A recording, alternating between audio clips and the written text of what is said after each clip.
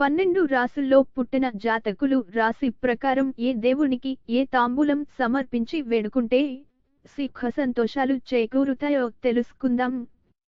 1. మేషం. తాంబూలంలో మామిడి పండును ఉంచి మంగళవారంలో కుమారస్వామిని ప్రార్థిస్తే ఇతిబాధలుండవు. 2. వృషభం. తమలపాకులో మిరియాలు ఉంచి మంగళవారం పూట రాహువును స్తుతిస్తే కష్టాలుండవు, సుఖ సంతోషాలు చేకూరుతాయి. 3. మిథునం. తమలపాకులో అరటిపండును ఉంచి బుధవారం ఇష్టదేవత పూజ చేస్తే అనుకున్న కార్యాలు సిద్ధిస్తాయి. 4. కర్కాటకం. తమలపాకులో దానిమ్మను ఉంచి శుక్రవారం పూట కాళీమాతను ప్రార్థిస్తే కష్టాలు తీరిపోతాయి. 5. సింహం.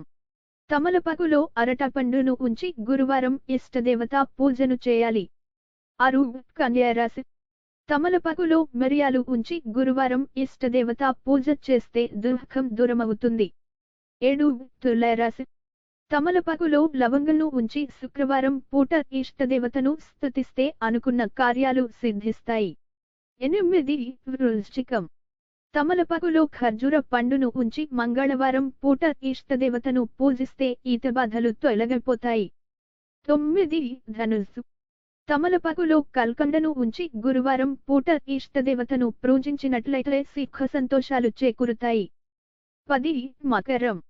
తమలపాకులో బెల్లంను ఉంచి శనివారాల్లో కాళీమాతను పూజిస్తే కష్టాలు తీరిపోతాయి. 11. కుంభం.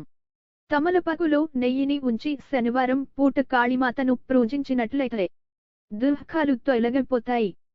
12. మీనం. తమలపాకులో పంచదారను ఉంచి ఆదివారం ఇష్టదేవతను పూజించినట్లయితే సుఖ సంతోషాలు చేకూరుతాయి. అలాగే ఈ తాంబూలాన్ని ఒక ముత్తైదువను పిలిచి ఆమెకు బొట్టు పెట్టి ఇవ్వవలెను. సర్వే జనాః సుఖినో భవంతు. లోకా సమస్తా సుఖినో భవంతు.